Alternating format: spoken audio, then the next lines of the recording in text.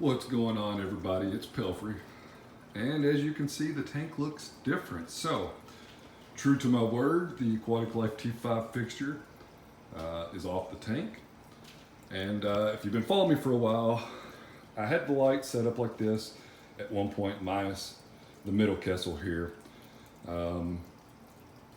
I just need an easy tank, so I'm just trying to make everything easy. And that's the direction that I'm going. So for right now, I have this the middle kessel, zip tied up here because I don't have the little mounting bracket. So what I've done here, well, we'll go through this real quick. This is 80/20. This is 10 series black. So we come up, this is mounted to a piece of wood that I can actually slide out. It's not mounted to the tank stand at all.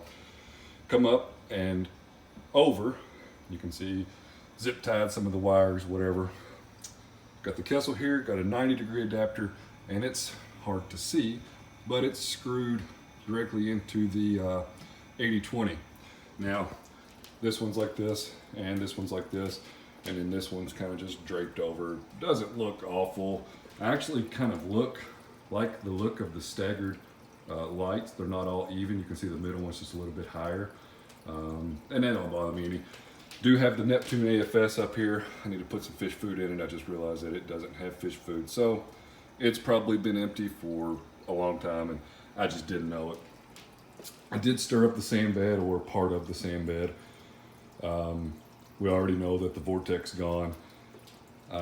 So before I started stirring up the sand bed, I did put some filter socks in the sump.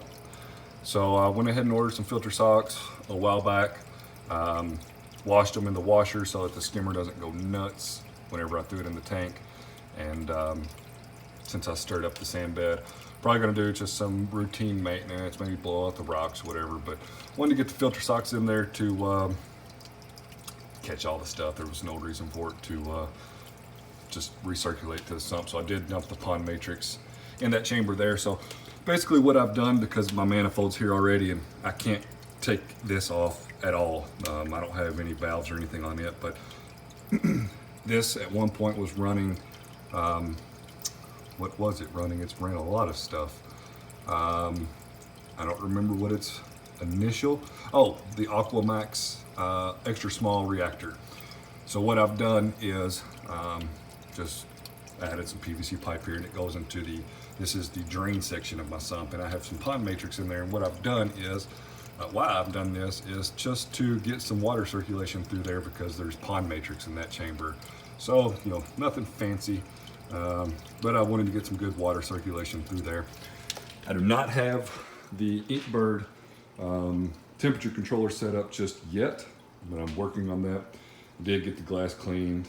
These fish are, I don't know which one it is. I'm pretty sure it's the wrasse, but he is definitely on my nerves with spilling water over the rim of the tank, and I'm having to clean it a lot.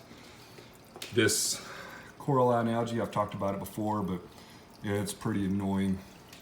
I guess I need to get in there with the razor blade to clean that off. Do plan on taking the gyre pumps off the tank soon and getting them cleaned up. Interesting, if you're not following me on Instagram, you need to follow me on Instagram. So as you can see, this mushroom is quite large. There used to be another very large mushroom over here. I just noticed that there's some heads on that hammer that have gone. This tank is funky. I don't know. I know I'm gonna go sidetrack here real quick, but I know I've done a lot to the tank in the last couple weeks as far as removing equipment or whatever. But you know, if I start losing hammers, then I'm just gonna tear the tank down and be done with it. But anyway, there was another large mushroom here, and it somehow detached itself and was floating right around this area. Well, that mushroom and this green hammer touched. They started fighting. This mushroom was over in this area here, and it was stretched out to here, like the foot of it, I presume, was stretched out. It finally broke loose, and that's where it's at. If you don't know anything about mushrooms, of course that's at the back of the tank. If you don't know anything about mushrooms, it's hard to get them to attach to anything. So I really don't know what I'm going to do, as long as it doesn't get sucked up into one of the pyre heads like an anemone, then I guess I'm all right. But yeah, I don't know what I'm going to change next. I do still have a Neptune dose in the cabinet. I'm probably going to move it over into the under the tank, just because at least one person made a brilliant comment saying that if the dosing lines ever leaked while it was in this cabinet, I would get dosing solution all over my equipment and or fry the equipment. Brilliant idea. So I do need to move that dose into here. I haven't decided what I'm going to do with the other dose yet. I may just hang on to it for now, just because if I ever do want to dose, you know, like the balling method or something, I'm going to need 3 heads. The dose only has 2. Since I already have it, I may as well keep it. I am trying to sell the Aquatic Life locally. I don't really want to ship it. The fixture itself is about $270. Bulbs are $20 a pop. There's 4 bulbs, so I think that's like $350. And I've got it listed locally a couple different places for $250, which I think is a fair deal. Pretty good deal, actually. I paid full price for the fixture. I bought the bulbs myself. It wasn't a sponsored item. And even if it was and I wanted to sell it, then it's just my prerogative. So, you know, it is what it is. But it's not. I paid for it. I just don't need it. You know, I really don't need it. And the tank looks so much better in the living room like this. It feels like a brand new tank.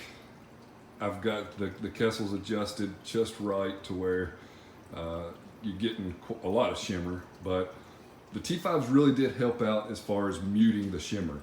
And I really liked that look of the tank, but I just don't need all that lighting, not for what I don't have in the tank to begin with. So the Kessels, people have had, some people have had success on it, some people haven't. Now that I have 3, you know, we'll just kind of see what's going to happen or whatever. I do have the Semi, and I do plan to check par of just the 3 Kessels. It's just not something that I've got around to just yet. And as I mentioned, I did pull out the anything acrylic filter sock replacements. They're running in some vinegar water, and not sure if I'm going to put them back in the sump or not. They were only holding pond matrix, so I may sell them. And you know, quite honestly, with the money that I'll make with selling some of the equipment that I'm selling, I actually have coral money now.